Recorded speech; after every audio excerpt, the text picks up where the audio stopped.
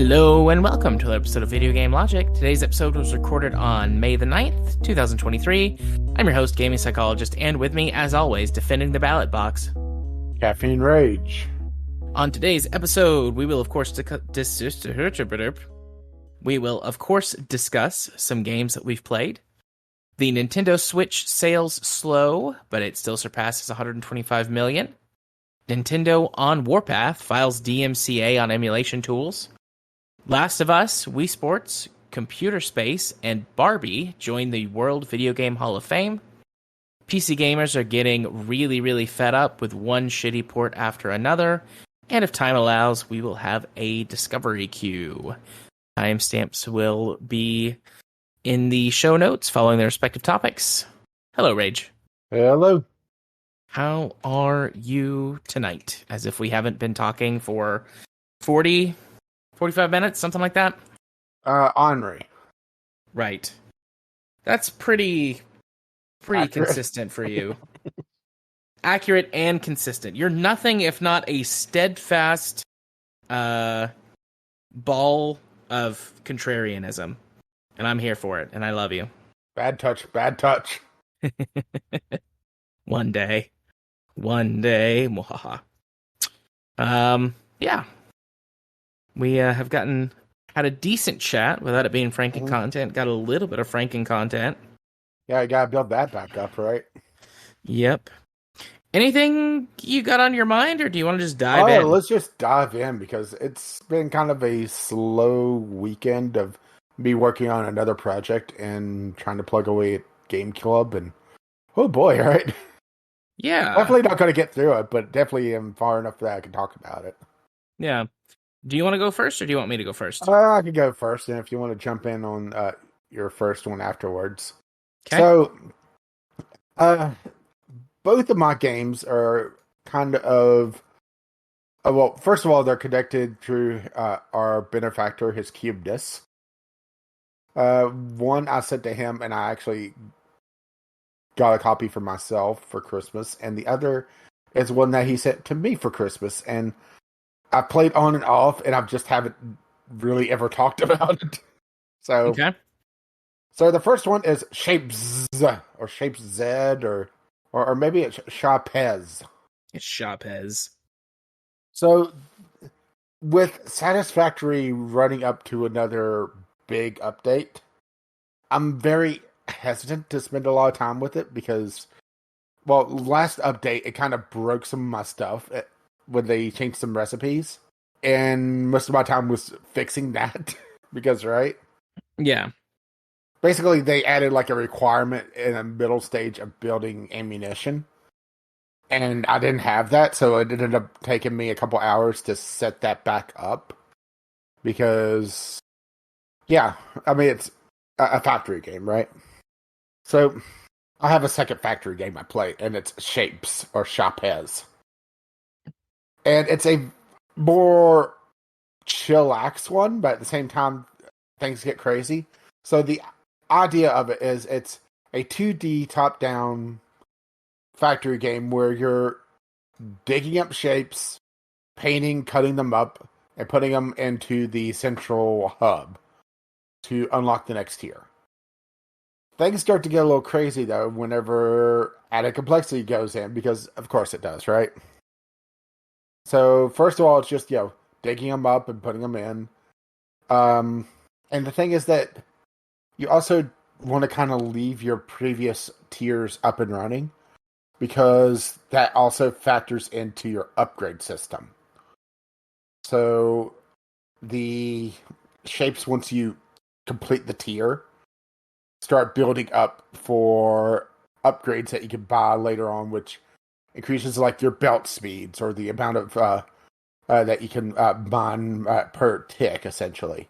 So it becomes sort of this ever-expanding game of how do I patch this new thing into this system without fucking up everything else, right? Right. And I'm so in on it, right? Because that's Nice. kind of how I play Satisfactory, honestly. There's if you go into the Satisfactory subreddit, you see people that sits there with like notes, books, factoring in the perfect, factories and how to build everything. My factory is this mess of spaghetti that's like 5 or 6 different iterations of, oh, this isn't working quite right. I'll patch this to make it work a little bit better, or fix this one issue. And I'm sure it would horrify people, but Shapes kind of like feeds into that mindset of it kind of encourages you to leave at least some of the old stuff up and running to be able to upgrade stuff later on. So yeah, right. Yeah, that's how I play Factoria though, and Satisfactory, and every other one of these Factory games I've played. That's the way I play it. Yeah, is ever building, ever increasing, ever working stuff into the mix. Yeah, like my fix to get gunpowder again after they changed it was basically breaking stuff off of my main feed for coal for the power plants to make the prerequisite I need for at the oil platform and just ship it out through a truck, right? Shapes is kind of that same mentality of the map is, as far as I can tell, essentially endless. So you can build something off in the far reaches, and the further out you go, the more weird things get. So, like around the hub, it's like squares, circles, and pigments that's it's using RGB. So you could also mix and match them. So if you need orange, you get a green and a red together to make orange, or yellow would be blue and green, that sort of thing, and white would be all three, and that sort of thing. Yeah. But the further out you go, it starts making weirder shapes, which you could kind of cut up and stack together to refactor into things that you may need. Or you might find essentially a resource patch. The resource patches are endless as far as I can tell. But you might be like, okay, well, this oddball shape is like, if I cut it in half and mirror it, or rotate it around, it would actually work. So there's this kind of resource gathering set-ish thing going on as well of, okay, well, I can make this work, and then I can patch it in over here. And I have some long-ass conveyors carrying shit back to base. Oh, that carry so many random things. There is some sort of programming that I haven't unlocked yet that's like 3 or 4 more levels I just haven't finished off yet. And I'm not sure how that really factors into things just yet. So there is that, and there is a mod community about this. My big gripe with Shapes is that if you install a mod, there's no toggle, meaning that in order to go back to let's say I wanted to do the early game with this different mod set, or this one mod to try it out, I'm stuck with it unless I go and physically delete the mod folder, which is annoying. It's not a deal killer, but it's an annoyance because I would love to just be able to toggle it off and be done with it. And they say that they had promised that they're going to have some sort of toggle, but they're actively working on Shapes 2, which has a 3D element going into it as well. So, yeah, maybe they are working on it for Shapes 2. Yeah, but yeah, I mean, it's been fun. And definitely, if you want a more relaxed factory building experience, it's definitely worthwhile.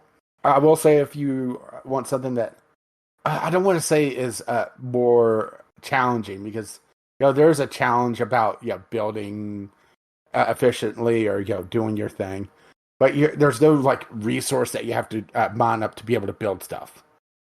So you can be as inefficient as you want and be done with it. There is a puzzle mode DLC that is pretty cheap. That is more focused on yeah, being efficient in problem solving, but also teaches you concepts to employ in the main game, like how doing balancing works and how to wrap things around. Yeah. So it's essentially a tutorial, but you know, or I should say, an advanced tutorial because it does teach you a fair amount. So yeah, really recommend it, especially at its sale price. I mean, it goes on sale for like $5, and it's playable on Steam Deck if you're interested in that sort of thing. Neat. Well, you ending with mods was, I don't know if you did this on purpose or not, but a good segue to my first thing for tonight, which is mods. I think I don't know if I'm exclusively guilty of this. I'm definitely more guilty of this than you are, to talk about mods as part of a game, because so often mods really can completely change the way a game feels, or, even make it into a completely different game. I mean, my kind of rule on mods is the base game has to be fun and not feel like it's missing something that the mods have to fill in. That's kind of my beef with Skyrim versus RimWorld. Right. But there are so many examples, I mean, Battletech has been my biggest go-to, but, there are other games, Kerbal Space Program, Factorio has got a ton of mods. Although I've never talked about a Factorio mod, I have used several, and so on and so forth. Well, my two playing games, which are, cousins, Ace Combat 7 and Project Wingman, I've been playing both of them pretty heavily with some mods that do a lot of the same stuff. I'm going to talk about them individually, but there's some of the same kinds of mods to fix similar problems, because Project Wingman spiritually is an Ace Combat game. But I'll start with Ace Combat 7 because it got the biggest sort of mod overhaul. So Ace Combat 7 has got aircraft upgrades, and you unlock a bunch of them from the campaign, and there are also multiplayer only upgrades that you unlock initially by playing multiplayer, but then you can actually spend the single player currency, like it's just credits, I think. You can spend your single player credits on the multiplayer stuff and unlock it in its entirety. And the multiplayer stuff is better than the single player stuff, barring a few campaign mode only plane mods or plane upgrades, which I always have found very frustrating. One of my biggest issues with Ace Combat is that it is an arcade game, so I understand, like, this is not lost on me, but the fact that you have to shoot enemy planes so goddamn much to blow them out of the sky. When you play the game on the harder difficulty modes, hard, ace, and... More like flying sponges? Yeah, the enemies are like flying sponges. And the multiplayer upgrades, I was watching some YouTube videos with people who had used mods to unlock the multiplayer upgrades for single player. You could down most aircraft, if they weren't like the boss enemies or whatever, with one missile, which I like, because when you're playing in hard mode and in ace mode, you get shot down with one missile. So that's the first mod that I added, was to unlock all of the multiplayer upgrades and make them available in the single player game. And I was testing in normal mode. And in normal mode, it's you get so overpowered, but like in a really fun way. Yeah, I mean, you're already, because you as a player are so much better than the AI. You're already incredibly overpowered compared to them. But it's just funny to lock onto 8 planes and fire missiles that home closer to like how real missiles will home, instead of like limp noodles like flopping around in the air. So like you're shooting enemies down like as the objective pops up, and they're like, oh my god, retreat. Like, it feels really good. Mm-hmm. And then you turn the difficulty up and the AI gets a little smarter and a little faster, and they probably cheat and dodge stuff. Cheat. And dodge stuff. So then it feels a little more even. But I was like, well, what else can we do now that I've unlocked, started going down the rabbit hole?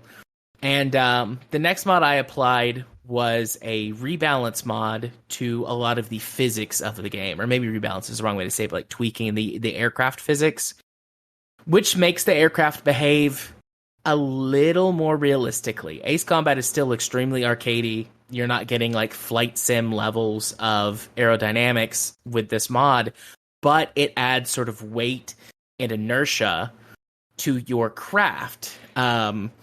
So whenever you make some of those really sharp high G turns or perform some, crazy aerobatic maneuvers, it really will kill your speed and your altitude. See where my brain's at, I guess. Kill your speed and your altitude.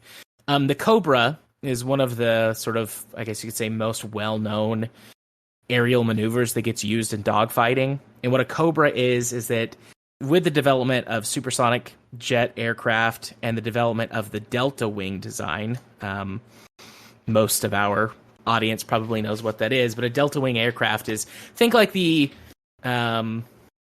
what's a plane that most people would know? It's more like a flying wing as opposed to what you think of as like a traditional aircraft. So you have this massive air brake if you can pitch your aircraft up fast enough. And so in a dogfight, if someone is chasing you, you can pull what's called a Cobra maneuver, sharply jerk your plane up, use all that wing surface as an air brake, and cause an enemy aircraft to overshoot. But this massively drains your airspeed. There's an initial climb in altitude as your momentum carries you up, but that loss of airspeed then causes a pretty sharp decline in your own altitude. But it does get you behind your opponent, giving you a chance at a critical shot that might save your life. And so now you can do things in Ace Combat, like perform a Cobra, or perform like an Emmelman, or perform like a Falling Leaf, or there's one that's for like a Russian guy that I can't even like pronounce the name of the maneuver. If anyone has seen the newer Top Gun movie, the vodka. Yes, the vodka. If anyone has seen the newer Top Gun movie, the fight at the end of the game against the at the end of the movie against the Su-47s, whenever Maverick gets behind one of them and it does like this crazy like spin and dodges a missile, like that's a real aerial maneuver. It's usually used in air shows, but I've seen people who know way more than me and are actually experienced in flying aircraft say that it could be used in a dogfight. Like you can do stuff like that. Whereas before you couldn't because your aircraft had no inertia. And so you would just turn and your aircraft would zoom off in that direction like there was no gravity affecting it. So stuff like that really changes up the way that the game feels and plays and makes it a lot more fun, but in some ways more difficult. And it's much easier to crash. But that makes it a lot more fun. And then the final mod that I put in Ace Combat so far has been one that changes up the weapon loadouts. One of the ways that Ace Combat encourages you to use, or forces you sometimes, to use different aircraft is that you have fixed loadouts. You get missiles, quote-unquote standard missiles, machine guns, and then a special secondary weapon. So multi-lock-on missiles for air-to-air, or multi-lock anti-ground missiles, or bombs, or rockets, depending on the plane. And so if the mission is primarily an air-to-ground mission, you're probably going to want to pick one of the planes that will use, a heavier air-to-ground ordnance. But that means that it's probably an attacker craft. So think like the A-10 Warthog, or one of the ground attack versions of the F-18. And so Ace Combat has almost no exclusively ground attack missions. So even a mission that's like, yeah, you're absolutely only going to be bombing targets on the ground, will still throw fighters at you. And it can be really frustrating to try to fly a ground attack aircraft that's slow and not very maneuverable in order to carry enough anti-ground ordnance or air-to-ground ordnance to complete the objectives. That can be frustrating. So this mod doesn't unlock all weapons for all planes, but it does give you more loadout options, which is nice. The F-35, which is the modern stealth aircraft, modern U.S. stealth aircraft that is intended to replace the F-18 as a multi-role carrier-based fighter, has got a widely mixed loadout system, or capability of air-to-air and air-to-ground missiles, and bombs, and, other stuff. But in the base game, you get one air-to-air missile special weapon, one air-to-ground missile special weapon, and, like, some shitty bomb, like cluster bomb thing, which sounds awesome, but they're extremely weak in game. And with the mod, you can equip it with basically bombs, all of the different bomb types, rockets, the several different types of air-to-ground missiles that exist in the game. The only thing it can't equip is anti-ship missiles and lasers. Ace Combat has lasers and a railgun, but only a couple of planes can use the railgun. So those are the mods that I've used so far, and they have drastically changed the gameplay, but for the better. I mean, I've played through Ace Combat 7's campaign like 3 times already, and the DLC mission campaign twice, and then I added the mods and started playing it again. So, but it basically makes it more like Project Wingman. That's what I have done. I have put mods on it that make it play like Project Wingman, which Project Wingman already has this sort of your aircraft have inertia. You've got a lot more loadout options in Project Wingman. The mods that I used in Project Wingman are the any weapon on any plane mod, which, gives you loadout customization to the max. Because there are a few planes in Project Wingman that have a fixed loadout, which is really frustrating. They're kind of special planes in the game, and they're really cool, but because they have a fixed loadout, there are only a couple of missions that they actually work out to be useful in. And they're fun, and I want to fly them in other missions. And then there's also some... Because Project Wingman has got its main campaign, and then it has this sort of roguelite gameplay where you do a campaign over and over again. Or not a campaign, but you do sort of arcade-style battles over and over again, and you can get upgrades for future runs, and ultimately, like, you're trying to beat it and conquer the entire map. And the farther you get, the better planes and more upgrades you get. So, there are some weapons that exist only in that mode because of how fucking crazy they are in the campaign and overpowered. Like, you can get a nuke in that mode. And that basically invalidates 3 or 4 campaign missions, because it's like, oh, let me just drop a nuke and kill all the targets. Done. Or that sounds like me playing during the last Splatfest in Splatoon. But, so yeah. That, and then there's some cut content from the game that this unlocks. That I'm using a mod that unlocks. There's a couple of missions that got cut, and then several aircraft that were cut, which kind of sucks. I mean, they cut the aircraft due to technical reasons. Like they really don't work well, so I can see why those were cut. The missions, I think, were just cut for time and maybe campaign pacing. They just kind of explained some stuff about the story a little bit better, but details of those missions were folded into other stories or other campaign missions. So I think that those were just cut for pacing. But still, I love Project Wingman. I wish I hope it gets a sequel. I don't know if it will or not. The small dev team is working on a different aircraft-based game that they have said is not a Project Wingman sequel. So the next new thing that I'll be getting in my Ace Combat line of games is probably going to be the next Ace Combat game, which is, I think, supposed to come out next year. They've talked about it releasing next year or in 2025, so I'm guessing it's probably going to be 2025, maybe even later. So mods are awesome. They change your game and can extend the longevity of it and let you do fun, crazy things like drop nukes on enemies in the story mode. And also, you talk about mods adding new stuff to games. How about remasters and making new versions? Go on. My second game is the Oregon Trail, and no, not the one from the 1980s. Do you say Oregon? Like Organ?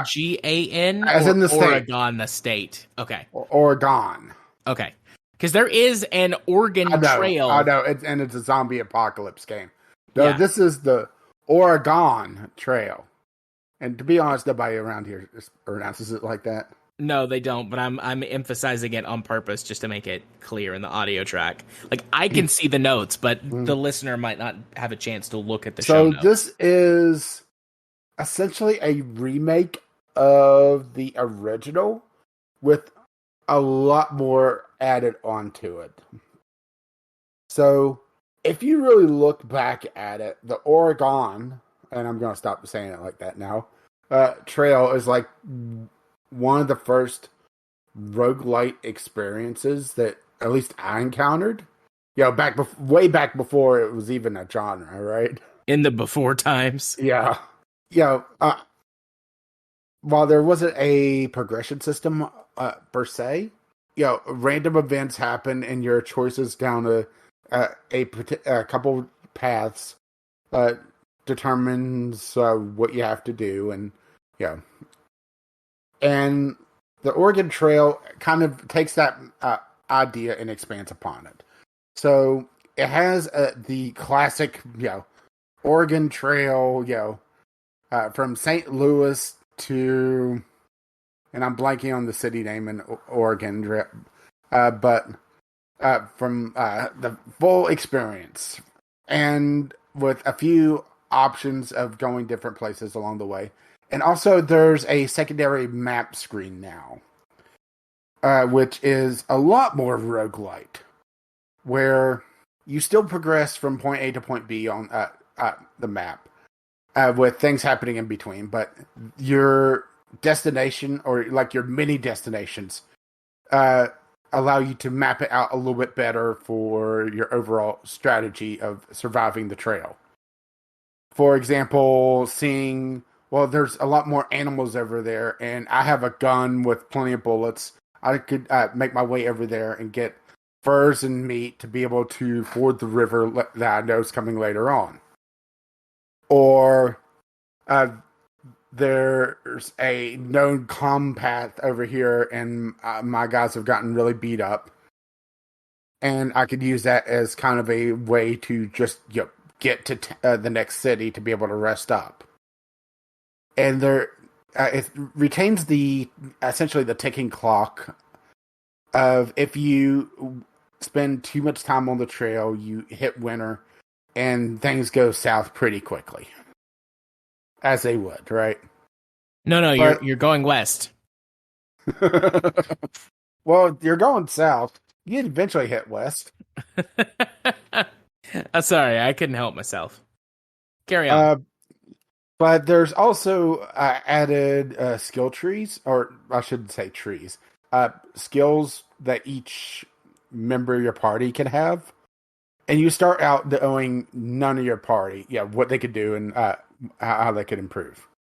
And by doing events, like, let's say you have one attempt to heal somebody that's been injured, you might find out, oh, well, it turns out she sucks at this, right?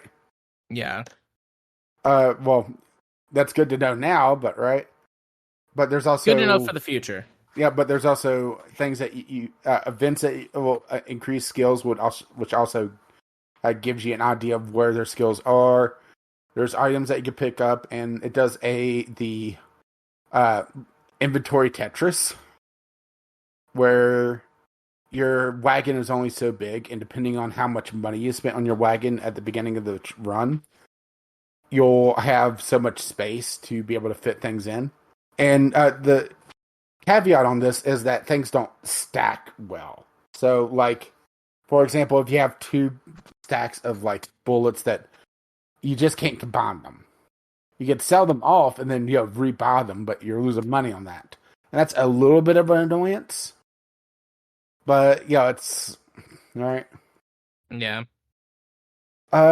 Something else that they did is that they've also included historical figures and also more, like, random encounters. So, some more historically based. A good example of this is, on my first run, I kept running into this one family that was going west, essentially on the same trail I was.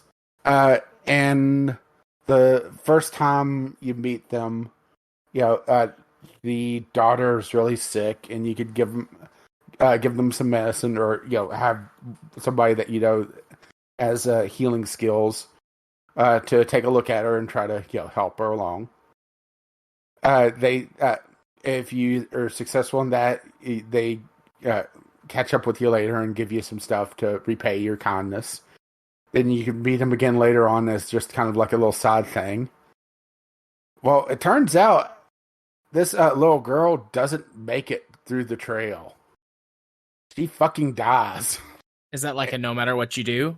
I don't know if it's no matter what you do, But the fact that they went that historically accurate and dark, because typically whenever you have games like this, children are kind of like off limits. They miraculously survived no matter what. No, she's dead. And it kind of hammers home of just how perilous it was, even, if people pull together and help one another, right? Yeah. And they also, and it's not just the main trail is in this. There's, well, not counting the DLC, which they gave away for free when it first came out. There's 15 playable journeys, which some of them are the gold, like the Gold Rush. Some of them are Native American hunts and migrations. And it's really fascinating just how much they've expanded upon the formula. It's one of those games that if you're teaching history, it definitely is a great thing to have, especially an updated version. Although having the whole thing where an inventor's trying to invent essentially a wind-driven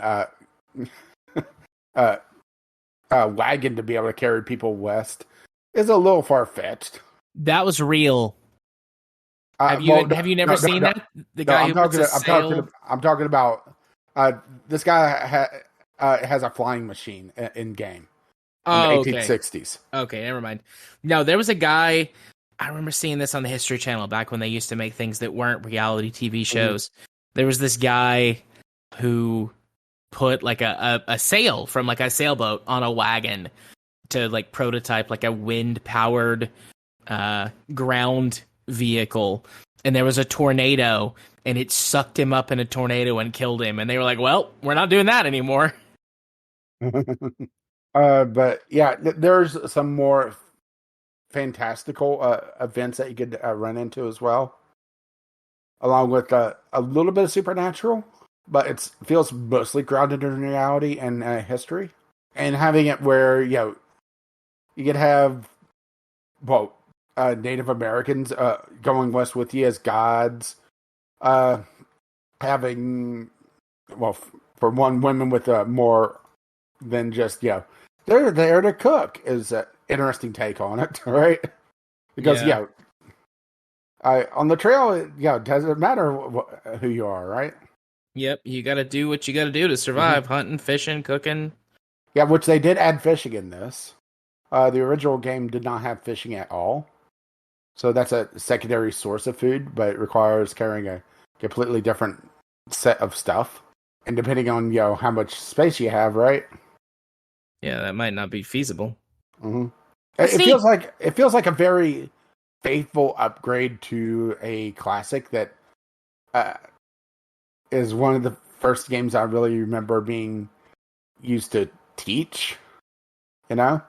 Yeah, because I played the Oregon Trail in one of my science classes, because they had one of the science IIs. labs, on the fucking old Apple IIs, because one of the science labs doubled also as the computer lab in my tiny ass school.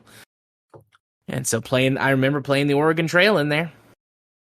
Yeah, they actually have a filter that you can unlock that makes it monochrome green. That phosphorescent green. Yeah. And yes, you can die of dysentery, although it's not as much of a death sentence as it was in the old game, because there's multiple ways you could try to handle things. Yeah. Along with just people having different skills, and there's different classes that you slowly unlock. Like hunters and trappers, bankers that handle transactions a lot easier if you find somebody to trade with on the trail. Smiths that can repair the wagon easier and come up handy whenever events like that come up. So yeah, it feels faithful, but an expanded version of it. If you're interested in it, it's definitely worth trying out. But definitely note going into it what the game is, because there's a lot of just sitting around watching them, walk slowly, because that's kind of the game, right? Yeah. Nice. Okay. Well, My other game that I played this week is very, very different from that. I played Honkai Star Rail. Um, Honkai Star Rail, and I'm still not convinced I'm saying that word correctly. I looked up how to pronounce it, and it is not a Japanese or Chinese word. I thought it was. It is like an Englishification. That's probably not a word, but it's an English version of a word. And this is actually the second game in the series, although it's the first one to be played like this. The other one was a free-to-play game on PC only. It was Honkai 3D Battle or Honkai the Third Battle, something like that. It was a third-person action combat game. Sort of an action brawler kind of thing. But I saw a whole bunch of ads for this, and I thought to myself, this looks like it's trying to compete with Genshin.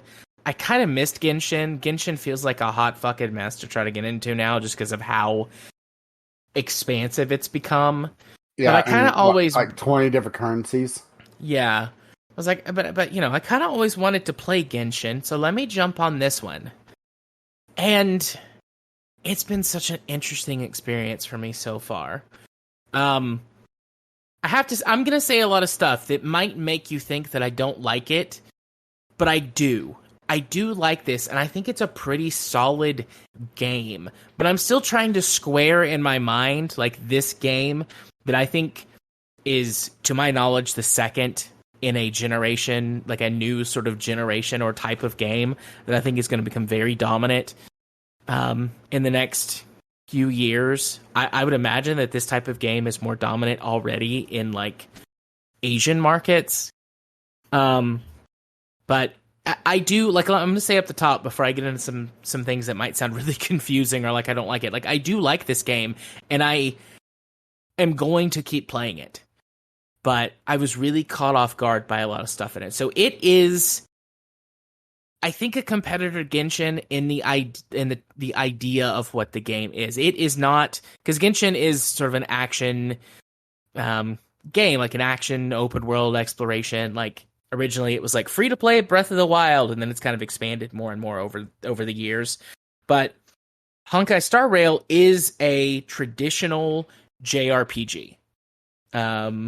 It plays like one, it looks like one, it feels like one, it progresses like one. I've played for about 3 hours, 2.5, 3 hours so far, and I am basically getting to the point where the game is about to open up for the for the the JRPG portion, where it's like, all right, you've got your thing and your MacGuffin and your mission to save the universe. Now go do it. The game opens. You spend 2 to 3 hours on this really confined space station before you're given a space train and told to go do a space opera adventure. You get given a full party, which is 4 members. Although it does the Genshin like character thing where there are, I don't know, 20 characters, maybe more, that I can see that you can acquire. But you get given 4 at the beginning of the game as your core party. And it has got some really solid, recognizable, balanced feeling JRPG mechanics. I suppose that could change as time goes on. This is a free-to-play game.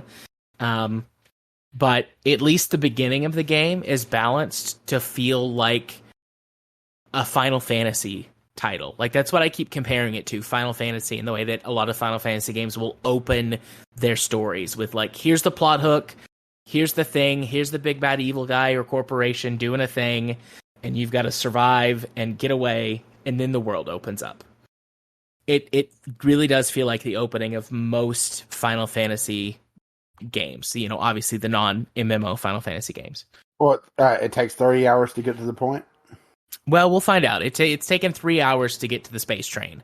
We'll see if it's given me full control yet, or if there's still some more linear adventure before I get control of the full space train.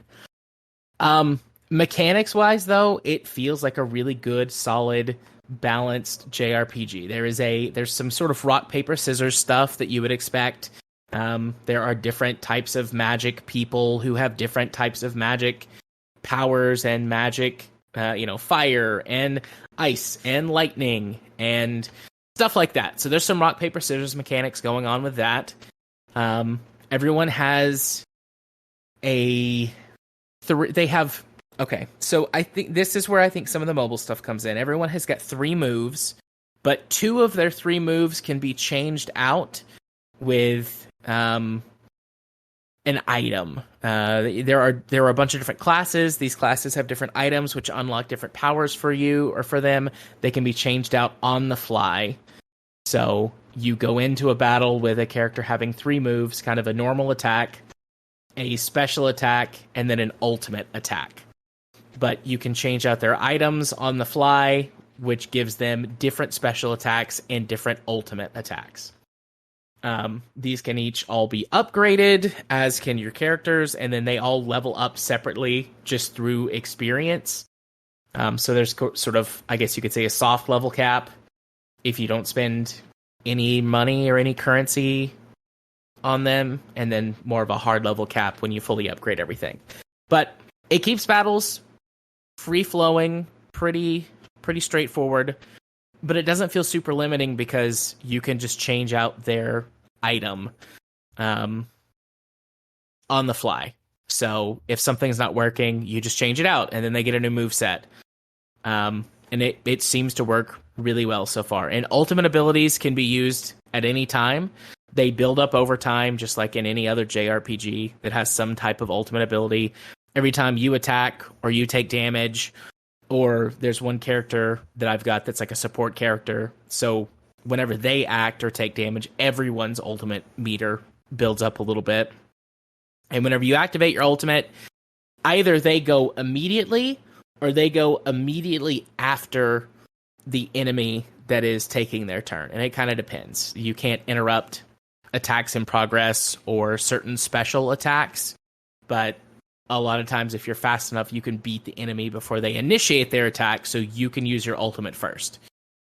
And this can really affect the flow of battle, because some ultimates, again, depending on the class, your player character is sort of a fighter. You have like a magic, like a techno magic baseball bat.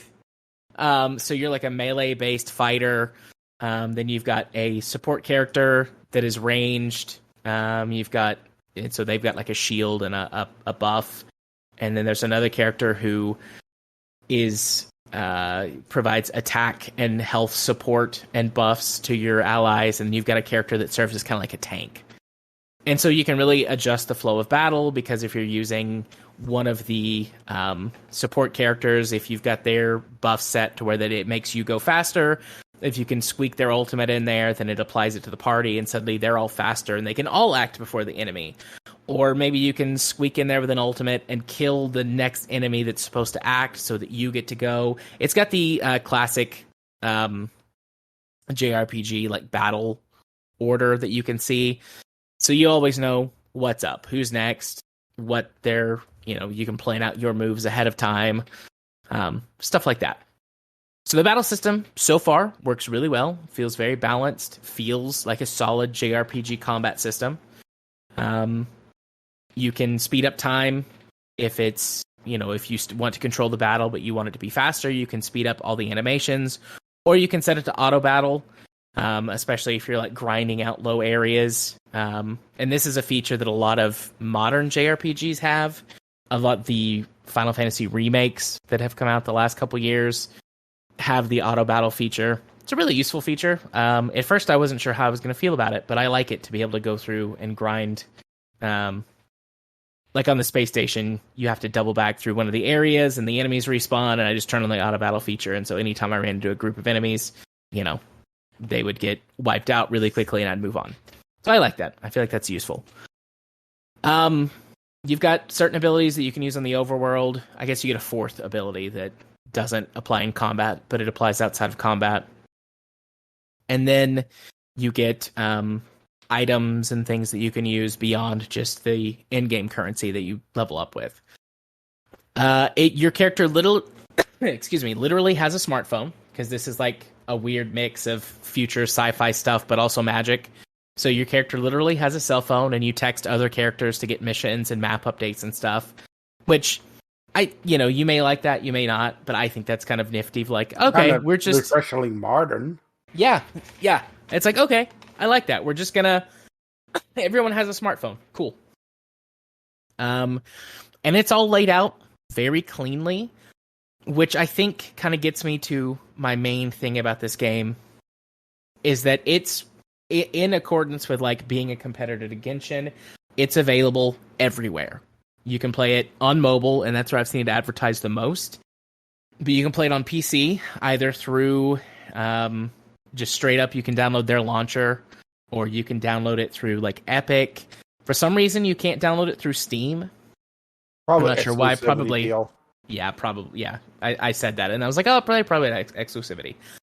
And then currently, it's on PlayStation console. It's not on Xbox, but it's coming to Xbox. Let me get a sip of water. And then if you set up an account on their website, as opposed to just like using your Gmail or whatever, then you have unified access, account access across all of your devices. So you can play on your PC and then stop and go play on your PlayStation. You stop, you go play on your phone. Continuous, character progression. And that's, like I said, that's why I think this is sort of a direct competitor to Genshin, because that was Genshin's big thing. You can play on PC, and then you can jump onto your phone, and it's the exact same game. Yeah, they originally promised coming to Switch, and I haven't seen anything about it coming to Switch lately. So, Genshin, I mean. Yeah. And I'm here for that. I didn't know how I was going to feel about it, because I haven't... we make the joke all the time about us being, old. Maybe I'm old, yada yada. But this is one of those things where, that, like, me as an older person, an older gamer who has thought of mobile gaming as a joke basically since its inception, is I have played this almost exclusively so far on my smartphone. And it runs like a dream, and it feels like I'm playing just a game. Not a mobile game, not a weird port of a console or a PC game, not a weird spin-off, but like just a normal ass video game, but I'm playing it on my phone. And then at work today, I played on my laptop for a little while during some downtime that I had. And other than the fact that, it was bigger because I was playing on my computer monitor instead of my phone, it felt and played exactly the same. They have nailed the control scheme for a touchscreen, and I think it helps that it's a JRPG. So if you're not like 100% precise on your movement, you don't get screwed over or notice like a whole bunch of sort of move and aim assists. It's just I'm just playing a game, and it just happens to be on my phone, and I feel so weird about that. But I think that, if they can get more people like me and you to buy in, they will kickstart sort of this, I don't know, genre or type of gaming. Like, it's coming, right? No matter what their adoption rate is for old fucks like us, like, it's coming. This is like a new wave or genre of gaming that is going to open up and just become mainstream. But I think it'll happen faster if they get more people like me on board as like, oh, this just feels like I'm playing a video game. Because it does. It just feels like I'm playing a video game. And I've had some mixed feelings about that, because it's one of the whole things of like challenging your preconceptions, changing the way you think about something. So I'm considering diving into Genshin just so that I can get some comparisons and maybe have a larger conversation about this one day in the future. Because I'm still I haven't played this... it in quite a while, just because my main problem with Genshin was that, at least on my phone, it's a battery killer. Yeah. So I think I mentioned this last week, but just, I got a brand new Samsung Galaxy S23 Plus, which has got a 5,000 milliamp battery, and it lasts for about... I tested it. It lasted for 2.5 days before I got a low battery notification from just normal use from my phone, calling people, texting people, watching some YouTube, listening to music. It lasted about 2.5 days. And this ran it down about 25% in the 90 minutes that I played on my phone. So it would be a battery killer. You would have to be sitting next to or have access relatively quickly to a power source. Although it might be helped because I'm running my screen at 2K resolution at 120 hertz refresh rate on my phone screen, and then the game is running on its maximum graphics settings with its highest frame rate, which is 60 FPS, but that's fine. That's especially on mobile. Like, that feels amazing on mobile. So I don't know. Your mileage may vary. It does have a decent amount of graphical options, and on the options menus are different on the phone versus the PC, because there are a lot of options on the phone that are geared towards battery management. So I could play with those some more and report back in the future if you want me to, but I do think that it could be a huge battery killer and a your mileage may vary thing. I mean, I'll be interested to hear about it. Like I said, I stopped for a couple of reasons. One, I was having computer issues, so doing it on my computer was meh. And it just murdered my battery. And this was before I swapped out my battery, so that also factors into it. Thinking about it, because it's been a while, so that was on the old battery that was on its way out anyway. Yeah. So. This game does suffer from what honestly is just modern gaming syndrome, where that there are modern free-to-play gaming syndrome, because there are, let's see, you've got credits and then a bunch of materials. They are crafting materials. It doesn't look like you can actually purchase the crafting materials. You just collect them. So I might have to let that one slide as a currency. But there are 15, 20 different crafting materials that I've already started collecting. But there's credits. There are 2 different types of star tickets. And then some kind of, I think they're called Azure points. So right now there are 4 primary currencies for spending on stuff, plus all of the crafting materials, which might be more like currencies once I get a little bit farther into the game and see what they're used for. So, and it does do loot boxes. It calls them card draws, but they're just fucking loot boxes for characters like any gacha game does. Yeah. So if that's something that you as a listener or a gamer struggle with, don't even bother with this. But if that's not something that you struggle with too much, I mean, it's worth checking out. I was amazed. I was amazed at how much it just feels like I'm playing a JRPG. So, when we're done recording tonight, if I'm still awake, instead of watching YouTube videos to wind down, I'm gonna go kick back in my recliner and play this for 20 or 30 minutes. I want to see, I can finally get on the fucking Star Train. I want to know what's on the Star Train. Oh, it's the Soul Train. Hey. So yeah, that is Honkai Star Rail.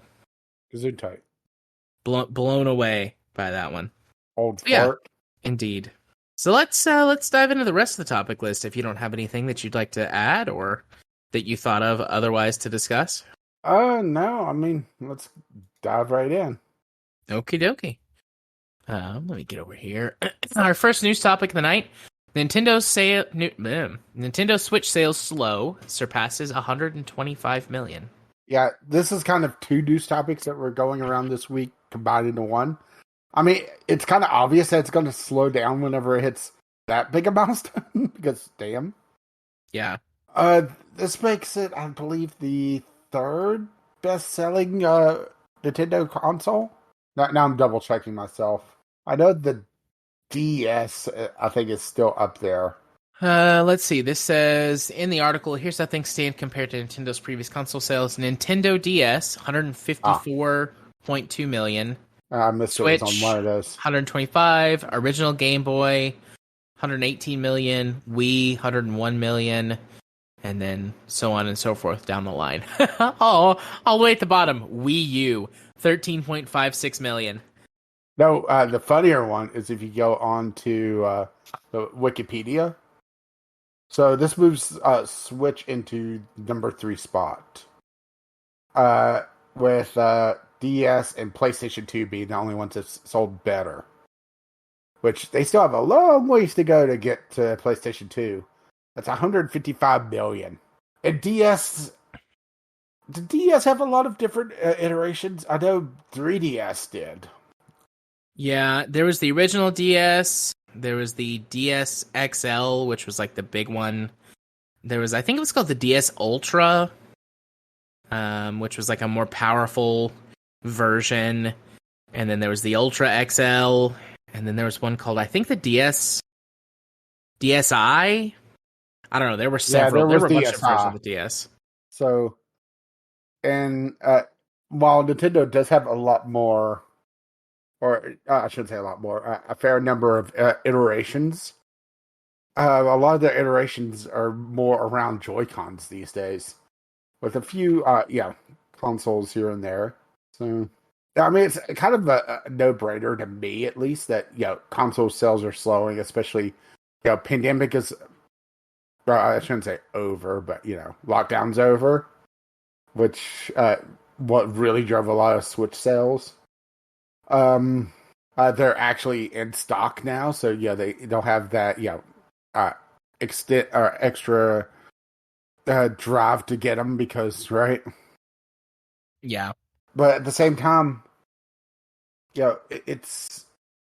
I'm surprised that we haven't seen the Switch Pro, which makes me think that I'm still of the belief that they had planned a secondary, more powerful version of the Switch, but just because of supply chain issues and computer chip issues, we're just never going to see it, and they're going to move on to whatever the next Nintendo console is going to be. Because, we're at, 7 years now on the Switch? Damn, is it really? Yeah, it is. So, I'm fully expecting to see them swap out before too long. Or at least, announce something. And they have a big event coming up in a month or so, I believe. Are going to start hinting at things. That'd be a time, right? Yeah. But still, that is a hell of a lot of consoles sold. And that's kind of the thing, is that the Switch is like that kind of perfect mix of handheld and console where, you can take it on the go. Yeah. It's not as, in my opinion, as good as a portable console as the DS was, or the 3DS. Partly because of battery life issues, right? Yeah. And honestly, the screen could be a lot brighter, but I also have the original version. I'm not sure if the OLED has any impact on that. But it's a good party console. It's a good pick up and play with a group, especially if you have a few extra Joy-Cons, because honestly, playing with just the one in that like little mini controller mode just sucks, in my opinion. Yeah. So, I mean, I'm honestly not surprised that we're seeing the slowdown. I'm not sure about you. No, I'm not surprised. I mean, it's been years and years. I mean, all the stuff that you just said, like, you hit, obviously it's not world level population saturation, but you do hit market saturation. Yeah. There's only so many people to buy these things brand new, and you have a secondary market that they don't get to dip into for these sales or anything that comes out of them. And also, since the market is not clamoring for them now, and you have scalpers buying up all the secondary sales, you're seeing them on like eBay and Facebook as pretty decent deals. That's kind of the other flip side of this. When things were a little crazy, you would see a reseller of a Switch asking for more than manufacturer retail price because nobody had them in stock. Yeah. Now, if I really wanted to cheap out and just get into the thing, you could get them on eBay pretty easily. You can find decent deals now.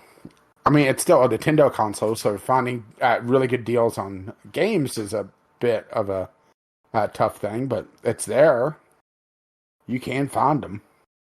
Yep, as long as you're okay with having physical copies. I'm very much a digital boy now, Hmm. but um, you can still get the uh physical copies of the games, depending on what they are, sometimes for a pretty good price.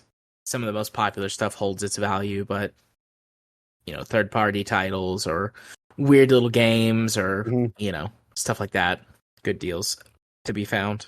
So yeah, ready for the next one? Yeah. So speaking of Switch sales, right? Yeah, speaking of Nintendo, Nintendo on Warpath files DMCA on emulation tool. So basically, they're in the middle of trying to hammer down people be able to play Zelda Tears of the Kingdom before Friday, because the game leaked a week and a half before its launch date, because it's a modern game, right? That not just that, it's a Zelda game. So of course, if it's going to leak, it's going to leak, right?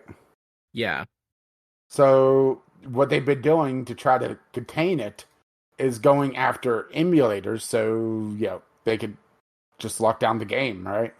yeah. I find on a immediate tangent, Nintendo has a huge problem in its modern era with all of its games leaking ahead of release, and on top of Mhm. that, them running better on emulation Oh, software. that's kind of the idea that there was some sort of uh pro version idea for the Switch with Pokemon Scarlet and Violet, that it just ran so poorly on first party hardware.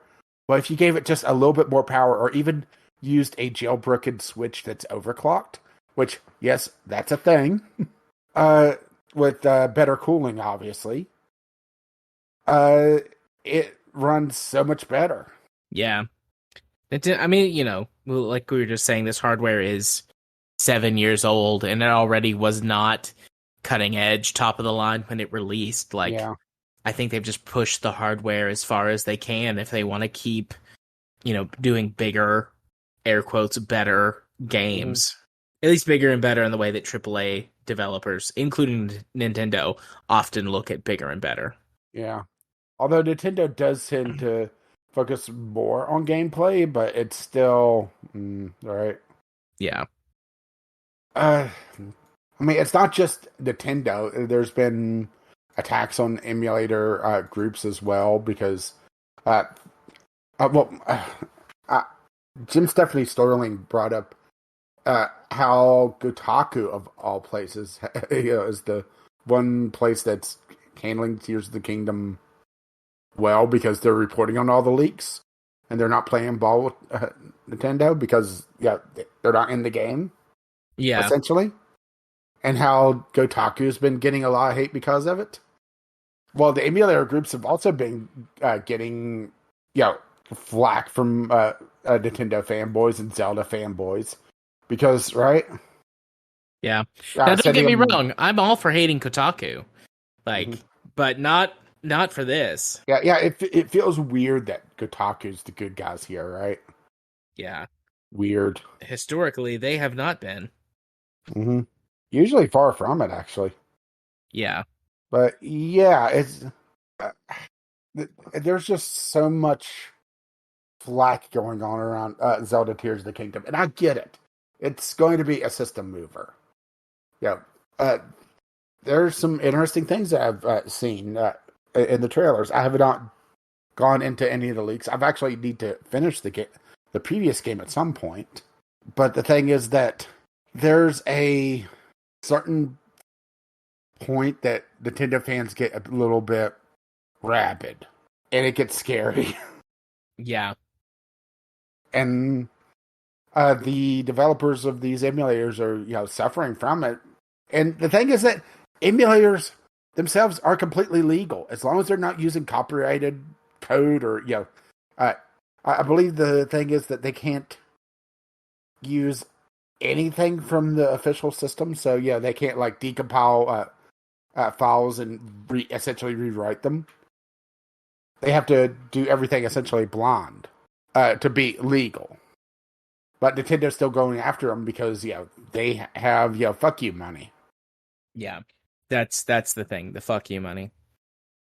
But yeah, a lot of emulators will, make you get something. You have to extract some kind of code from your physical console, which obviously, the emulators don't say this, but obviously you can just go get that anywhere on the what internet. What are you talking about? I'm definitely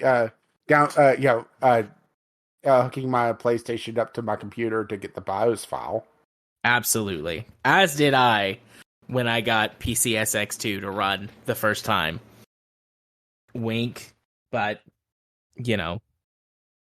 that's emulators will tell you to do that, and you can absolutely 100%. You can do that legitimately, but also you can just get it online. But the emulators don't tell you that; they don't link to that, and then that keeps them out of legal trouble usually until Nintendo gets a stick up their ass because, right? Yeah, I mean the thing about this is Nintendo is never going to win this. Yeah. They won't. I mean, they might win in court. But that's the thing. It's not about them winning. It's about them stalling. Yeah.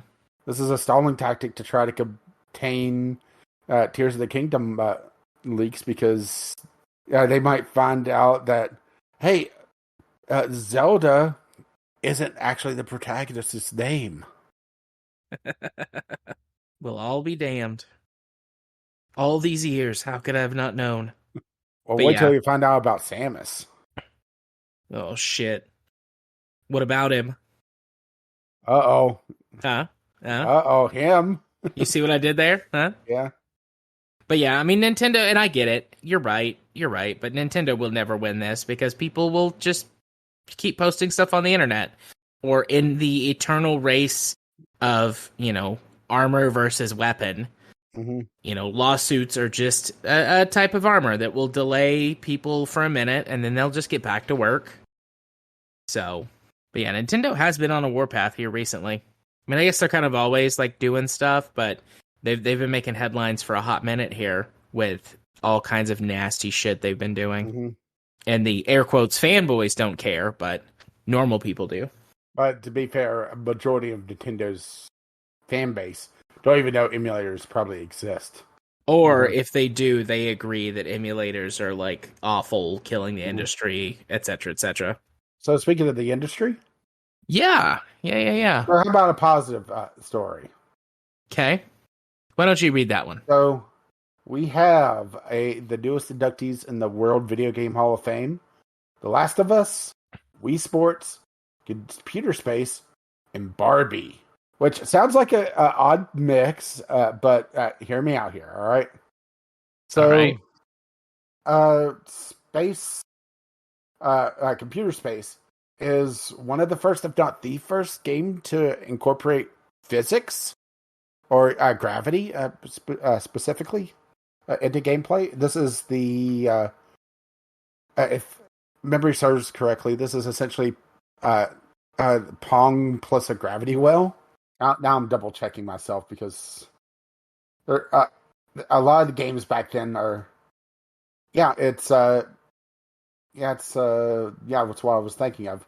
It's essentially like two spaceships battling, and there's a gravity well in the middle of it. So, Last of Us, pretty obvious on that one, right? Yeah, I mean, The Last of Us. Definitely not the PC version. No.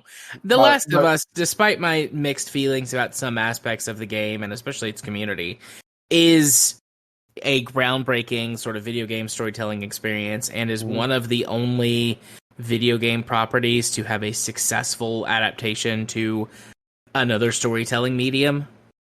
I think that says something about how games are being taken more seriously in some ways. I get why they would induct it. Mm-hmm. Wii Sports, I mean, this was for a long time the pack-in title for the Wii, and really sold motion controls to the general public and put the Wii on the map. Yeah. I remember, of all places, seeing QVC demoing Wii Sports at, at like the height of it, and watching, 40 something people playing video games felt weird, but at the same time, right? Yeah, for a lot of people in my life that were not, air quotes gamers, TM, Wii Sports became like what they were talking about when they talked about video games. Like it became this part of the vernacular for middle-aged and elderly people who had never really played games before. Yeah, according to this, it's the number one sold game for the Wii by like two and sometimes. Which makes sense. It was the pack-in game for a long time, so Yeah. Well, okay, let's put it this way. Wii Sports 82.9 million. Mario Kart Wii, which was also a pack-in game, 37.38 million. Then Wii Sports Resort, 33.14 million. You have 3 games before you hit the proper Mario platformer for the console. Should tell you something, right? And that's kind of the other thing, is that as much as we shrug off motion controls, for the most part, I mean, I gotta admit that in Splatoon they really work, but it's because of they're for small movements instead of big grand ones. Motion controls for something like a sports game makes a lot of sense and makes it a lot more accessible. It's a lot easier for somebody to understand, be able to bowl with a bowling motion, and be able to tweak their aim by changing how they throw the ball with the motion controls than it is with a little indicator on screen or any sort of scheme you want to come up there with it, right? yeah. I think motion controls are... So it definitely made it more accessible. Motion controls are very intuitive to someone who has little or no gaming experience. Because you don't have that gaming muscle memory built up. So it's just easy for you, like you said, to swing your arm or whatever. Yeah, and that's something that we probably should talk about at some point as like a general topic. The vocabulary of gaming. Like press A to jump, right? Yeah. Although finding X on a controller can be a real bitch if you don't know what controller you're using. And the last one, I think it's the most fascinating out of possibly all of these. Maybe not counting computer space, because that's old school late 70s. All right. Yeah. As Barbie fashion designer, and hear me out, it's because of where it stands in the at the time frame. This was a mid 90s title, and one of the first, if not the first, to market to girls. There were 2 gaming computers that were released in the 90s. There was the Barbie computer and the Hot Wheels computer. And the Barbie computer had one. And the Barbie computer had Barbie fashion designer, and the Hot Wheels computer had some Hot Wheels game, like that was, its pack-in games. But yeah, this game, I think to someone who's not into gaming history, this won't make any sense. Like, whoopty fucking do, it's Barbie. But for me and you, we're like, oh yeah, we both know of and probably even remember that PC, not just like have seen it. I remember seeing it in catalogs, and there was a LGR video of him restoring and updating the Hot Wheels version of it. Yeah, I have seen that one. Linus Tech Tips also did one on the Hot Wheels one. Mind you, it sold over 500,000 copies in its first 2 months. The Barbie one is apparently a lot more rare than the Hot Wheels one, which I find interesting. I feel like it either would not have sold as well, which actually that makes more sense. I don't find it as surprising because, like I said, Barbie fashion designer was like one of the first times, if not the first time, that girls were specifically targeted for a game. Although you might have some loose definition of game with a fashion designer, but we won't get into that. But meanwhile, boys had been targeted pretty much from the start. So it doesn't surprise me that the Hot Wheels one is a lot more common, because it's just a more historically rich demographic. Yeah. Well, what I was gonna say, I kind of like lost my train of thought for a second. Like I confused myself, but I feel like the Barbie one would not have sold as well, which would result in more sort of pristine stock. You know, Well, it really depends on how they handled the stock on that, because if they only kept so many and yeah, ready to go, right? yeah, fair enough. They could have made way less anticipating that, so maybe it Mhm. worked out about the same, or more poorly. Yeah, that makes sense. Okay, now I gotta find out. Hot Wheels PC. Are you looking it up on eBay? Yeah. I'm gonna guess to get one that's like in good working shape, $1,000. You wish. Oh, really? That much more? Here's one with the wheel. 4,500. Holy shit! And like they claim to be in working order, no restoration needed.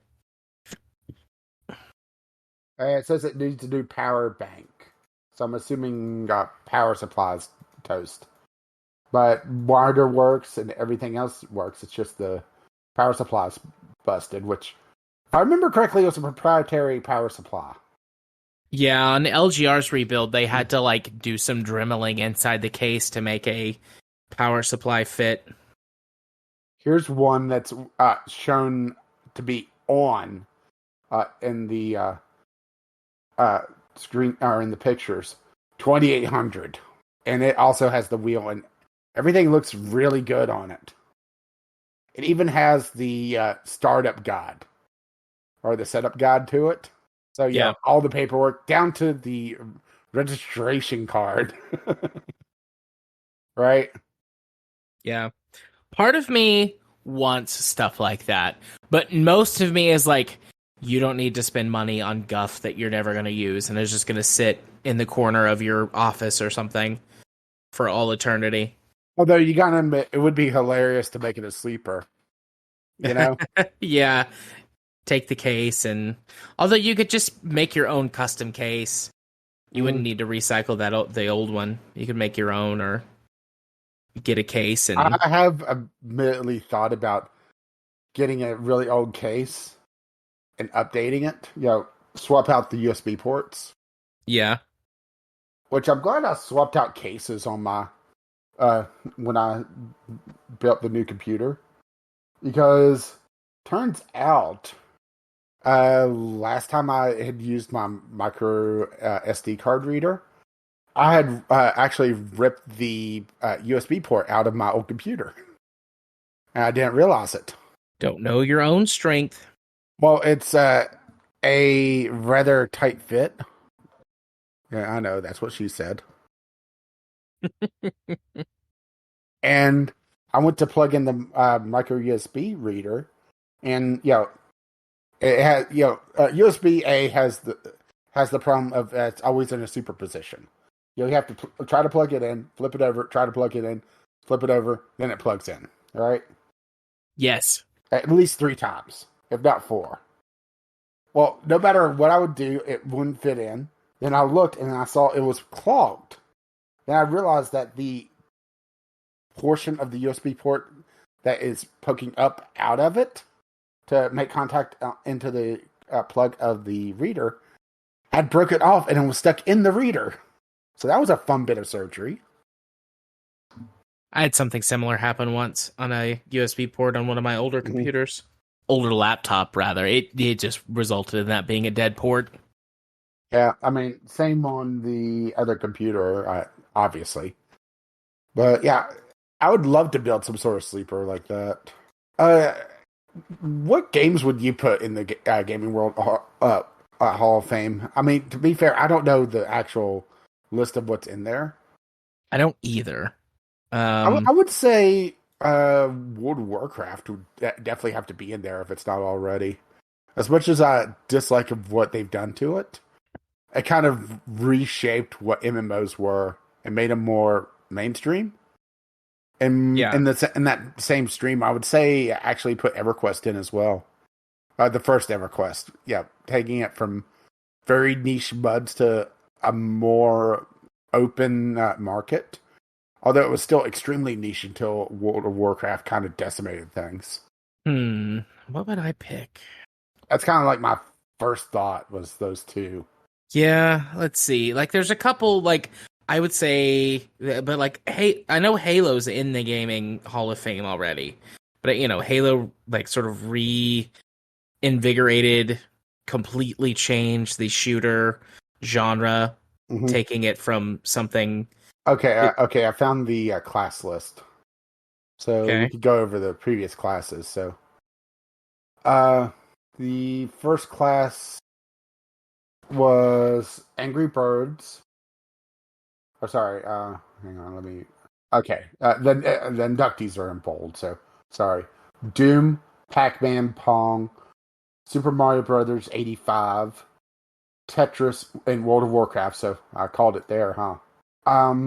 Legend of Zelda, The Oregon Trail, The Sims. Oh, sorry, Oregon, The Sims, Sonic the Hedgehog, Space Invaders, Grand Theft Auto 3, Pokemon Red and Green, Street Fighter 2, The World Warrior, so the original Street Fighter 2, Donkey Kong, Halo Combat Evolved, Final Fantasy 7, John Madden Football, the very first one, Tomb Raider, Space War, Solitaire, Mortal Kombat, Super Mario Kart, Colossal Cave Adventure, Centipede, King's Quest, Minecraft, Bejeweled, Where in the World is Carmen Sandiego, Animal Crossing, Microsoft Flight Simulator, StarCraft, Miss Pac-Man, Sid Meier's Civilization, Legend of Zelda Ocarina of Time, which I'm shocked it took them until 2022.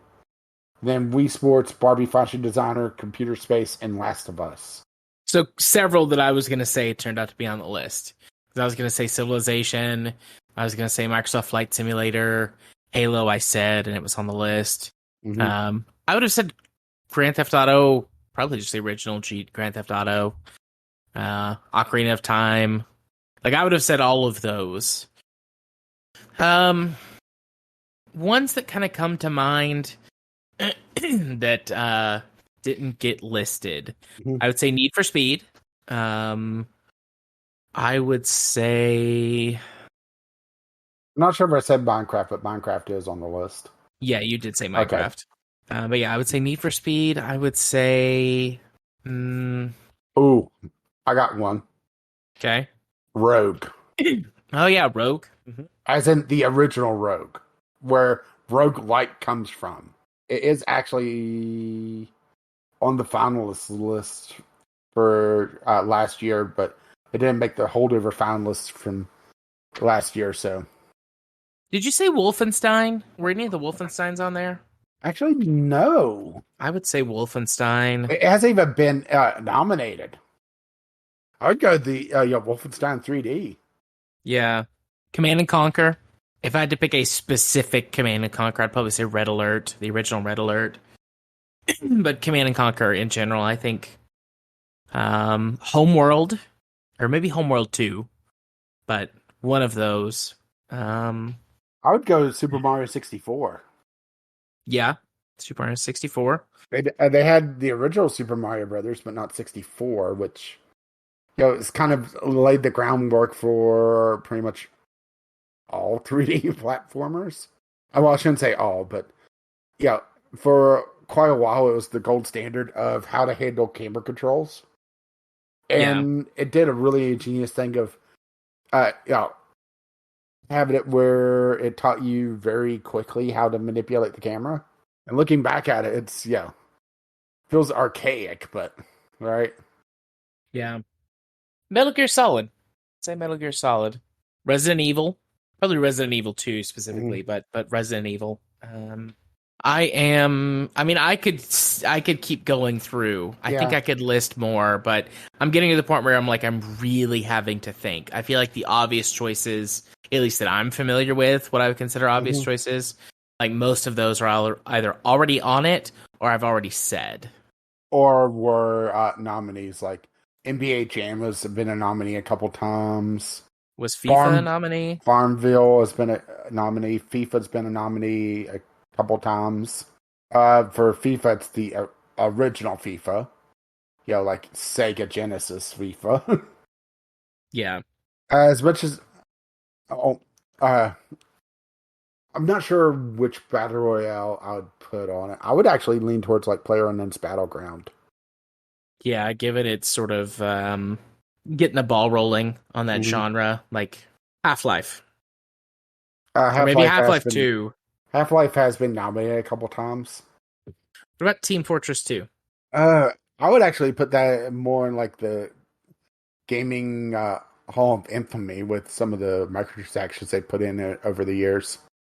Mm. As much as I dislike it, League of Legends, I think Mm-hmm. probably deserves to be up there. Yeah.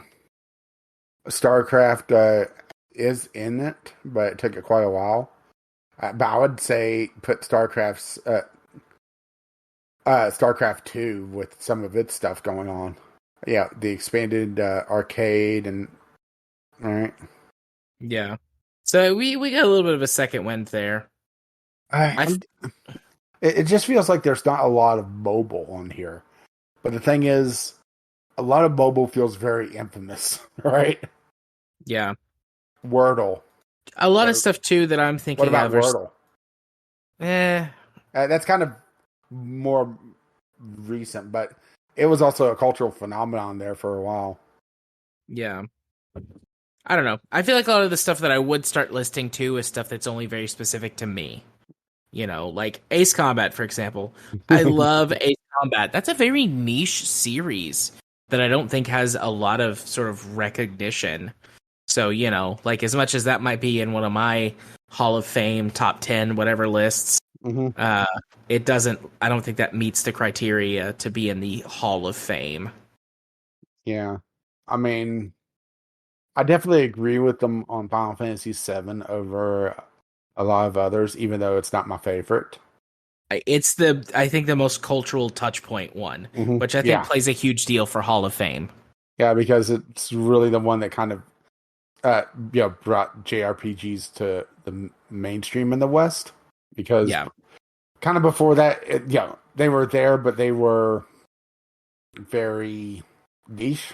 I'm just trying to think of any more. It's just like, I mean, you could go to some of the old tech stuff, but the thing is that as much as I used to love those, are they really relevant anymore?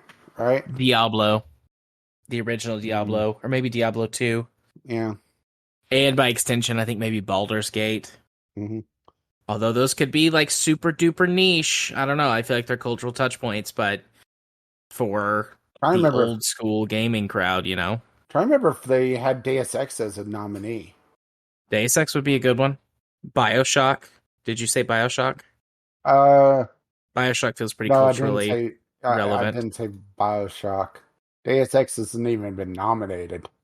Which, damn, right? Neither has BioShock. But, which, I do think BioShock has definitely hurt itself with the third iteration. But it's still, right? That very first, plane crash, right? Yeah. I would also, I'm kind of looking at a couple lists for ideas. And that's one, SimCity. As much as SimCity, crashed and burned. It really kind of launched a little niche and expanding genre of very loose simulation games on PC. The Sims are on here, but not SimCity, which feels like a missed opportunity. Yeah, I agree with that. And there's one more. Myst. Just missed the list. Eh? Yeah. Well, it's also a lot easier for us to sit here and just name off a bunch of games because we don't have to argue it, right? Right. Because we're literate. I would argue. I would go argue for games to go into or not the Hall of Fame. You kidding? I would fucking love that. It's like, I have prepared a 200 slide PowerPoint for why you should induct BattleTech into the Hall of Fame. Let's begin. But more specifically, BattleTech with exactly my mod set. Yeah. So, all right. So Was that our one, last news no, article? no, No, we there's got one one more. more. That's kind of a general news topic. It popped up again. This was originally an article back in February, but it's a lot more relevant now. PC gamers are getting really fed up of one shitty port after another. Oh boy, right? Yep. And I have a Steam 250 bottom 100 on here on this list for entry number 14 for you to go look at. Okay. Number 14. Just 14 down, or are you saying 14 up from the bottom? The 14th one, listed 14th, so it'd be the 14 bottom rated game on Steam. So Redfall. Yep, just released 8 days ago. It is ranking a whole 32% overall, with a 28 on recent, or sorry, 29 because of how they factor it in. It is abysmal. This has been the year of apology.jpg. I feel like every year is the year of apology.jpg. Yeah. How But about this? Every year it's more so. yeah, that's a compromise I can live with. Because we've just seen more and more coming out in just absolutely broken states, and fans latching on to, well, maybe they'll get the No Man's Sky treatment of getting several years of post-launch development when the game That is, is fundamentally broken on a mechanical side, not just performance side. yeah. Which I've watched a couple reviews of Redfall from critics I trust, and the game world just feels like copy paste, copy paste, copy paste over and over. Digital Foundry highlighted in the same parking lot, they had 4 copies of the exact same truck. For example, I don't actually know. I don't know hardly anything. Maybe anything at all about Redfall. What is Redfall supposed to be? Redfall is essentially the modern version of Left 4 Dead. Oh, okay. Cooperative online, supposedly story-driven first-person shooter. But the thing is that the story is nonsense. The character abilities essentially break what the characters are supposed to be. So you might see on the screenshots the guy throwing a burb. Okay. He's supposed to be a really stealthy sniper. Gets a bunch of bonus points and do stealth attacks. But the thing is that if you put any points into the burb, it starts attacking things and alerts enemies that you're in the area, and it negates all the bonus skills that you get for attacking things that are unaware that you're there. So, right? And all the characters have 1, maybe 2 abilities, and everything else is focused all around co-op. So if you're playing single player, you're shit out of luck. And it requires online connection, even if you're in single player, because of course it does. They did a weird thing where only the host gets story progression. So if you and me were playing, we'd either have to trade off hosts and do the same missions twice, or just say, okay, well, you're going to get the progression for this entire playthrough, and right? That's dumb as hell. The last time I saw a game that did that was actually when Star Wars: The Old Republic released, because it was only the person who was hosting, like it was your group leader, got story progression. Like everybody else got experience, but not the story progression, and they also didn't get to decide make any of the choices in the story. Only the host did. Yeah. Well, don't worry. There's no choices to be had. All the characters essentially are all the NPCs.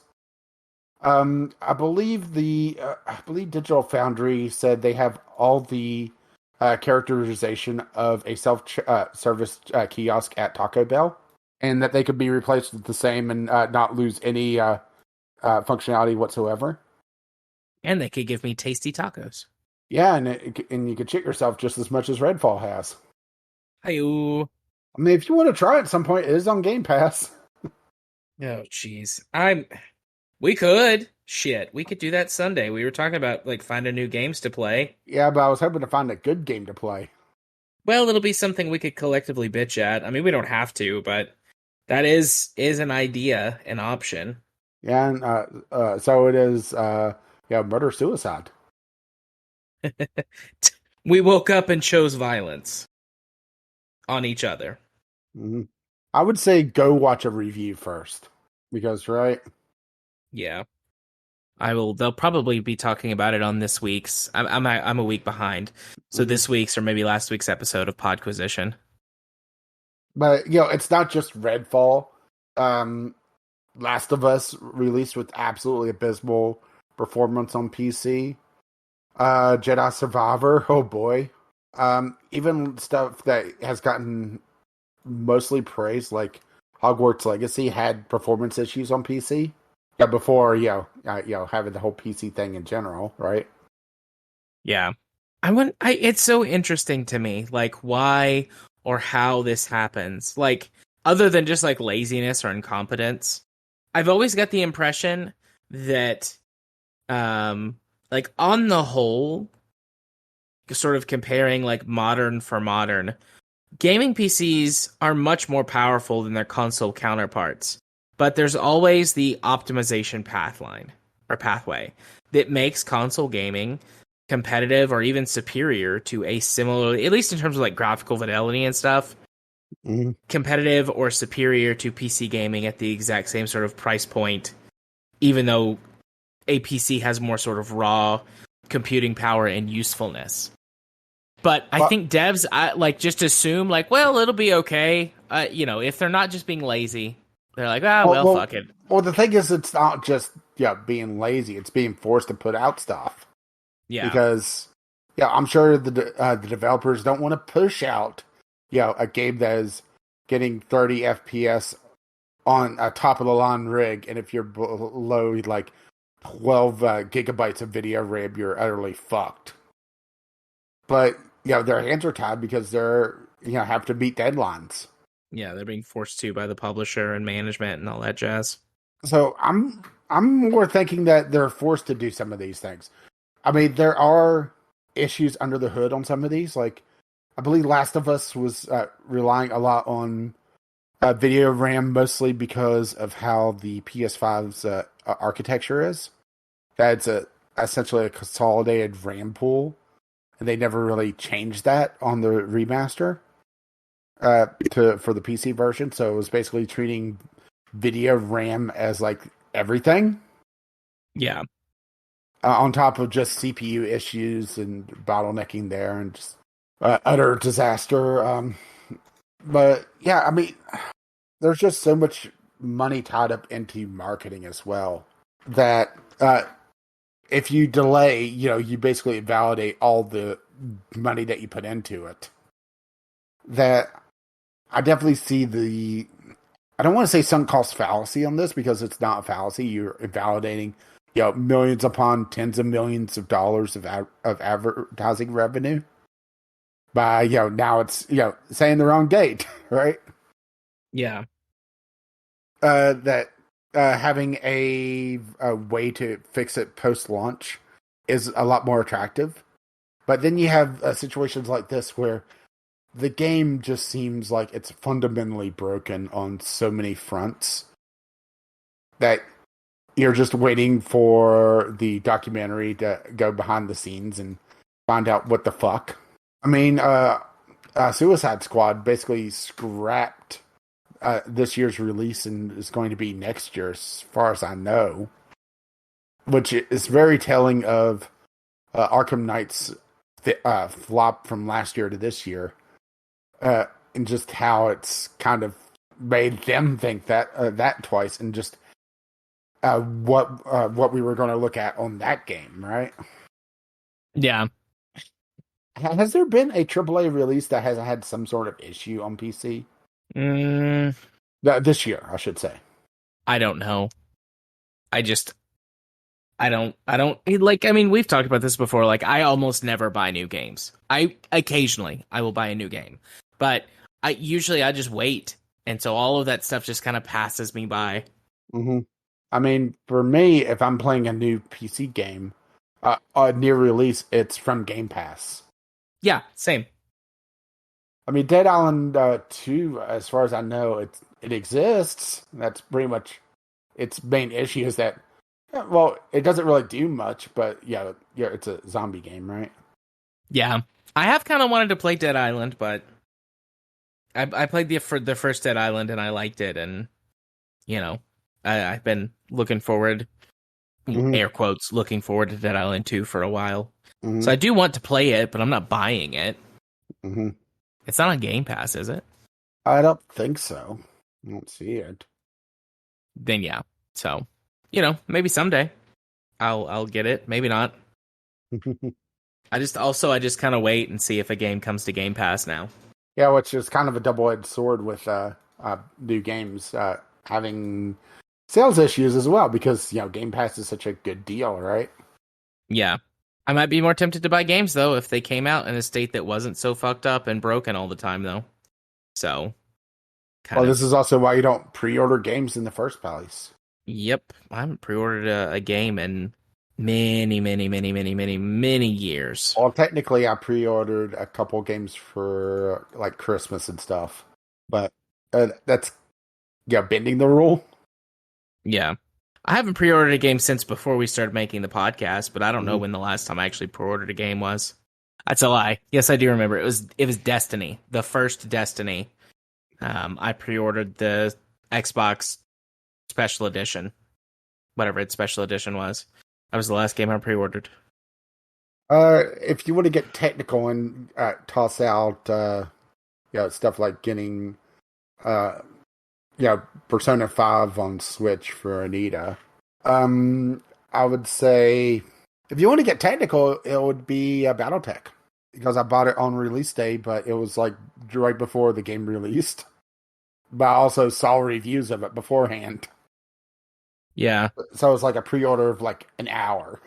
I don't remember pre-ordering BattleTech. I did buy it on release day, and I guess I did buy the season pass. I don't know if that counts as pre-ordering or not, but I did buy the BattleTech season pass. Season passes, I'm kind of mixed on how I feel about them because usually they're a pretty decent deal if there's at least one or depending on the pack size.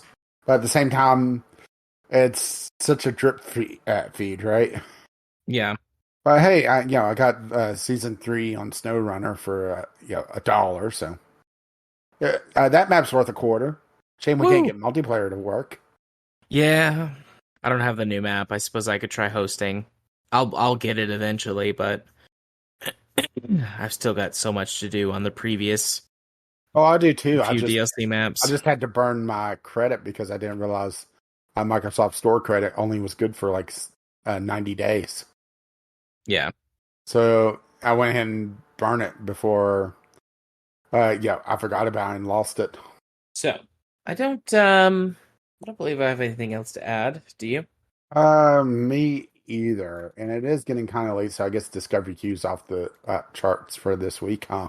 Yeah, I think if we want to do a discovery queue, we either need to not spend so much time faffing around at the beginning or like cut a topic or two so that we can, and I mean, we didn't cut this week, but like maybe we should just plan for that in the future. Like Maybe. we have to make time and space for discovery queue. Space. Anyways though, yeah, we'll cut discovery queue again this week and head on over towards the end of the show. Hey, Rach, where can people send us stuff if they want to? Or you could email us, vglpodcast@gmail.com. You could drop by the Discord, which you'll find a link to that over at vglpodcast.podbean.com. Or you could hit Twitter, which is still checked, even though we don't really... Well, I don't use it that often. I know you tweet out occasionally. Not sure how I feel about sharing a platform with Tucker Carlson, though, but...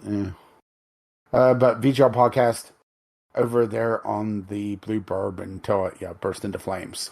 Yep. Hey Rage, why don't you hit him with your socials? Oh, I've been Caffeine Rage. Maybe someday you'll see me tweet over at Gaming with CR, or you can contact me over there if you need to get a hold of me, or you can drop by the Steam Caffeine Rage over there if you wish to be my friend and not bad touch me. Good touch. They're good touches. Not when they're against my will. I'm gonna send you the chord on that one. But yeah, I have been Jared. If you want to find me at all the places, you can do so at JMA4707 on Twitter, where I mostly tweet about BattleTech stuff or tweet at like the queer community, or Buff Girl Twitter. I spend a lot of time on Buff Girl Twitter as well. You can watch me do tabletop stuff over on twitch.tv/runicarts usually about every other Wednesday. There's a game over there that I am running on his Twitch channel. So you can come see me there. We're still playing our Vampire the Masquerade campaign. We'll finish that one eventually, and when we do, we're going to run a D&D 5e campaign. We've already been talking about it. So, we had originally said no streaming, but if enough of them want to stream it, then hey, we might do that. Also, you can find me on our Discord server. You can be friends with me on there. You can be friends with me on Steam at JMA4707. And I guess, like, I don't know, you can send me smoke signals or something if you really want to talk to me in some other way. I'm available. So, yeah. Which has me heading back up to the top of the topic list. Once again, VGLpodcast@gmail.com with your letters, voicemails, game-related topics. Tweet us VGL Podcast or drop by the Discord, which you can find a link to that over at VGLpodcast.podbean.com. And if you wish to spread the love, you can find us on your podcatcher of choice, as well as a few others, because I found a panel on the dashboard that we hadn't opened up in a while, and there was new buttons to press. Yay, new buttons. Our lovely, lovely patrons have made this madness possible. You can find out more about that over at patreon.com/VGLpodcast. Our intro and outro music is On the Ground by Kim McLeod. You can find his work over at incompetech.com. And as always, as his lovely music starts to roll across my voice, bye-bye now. See ya. Bye-bye.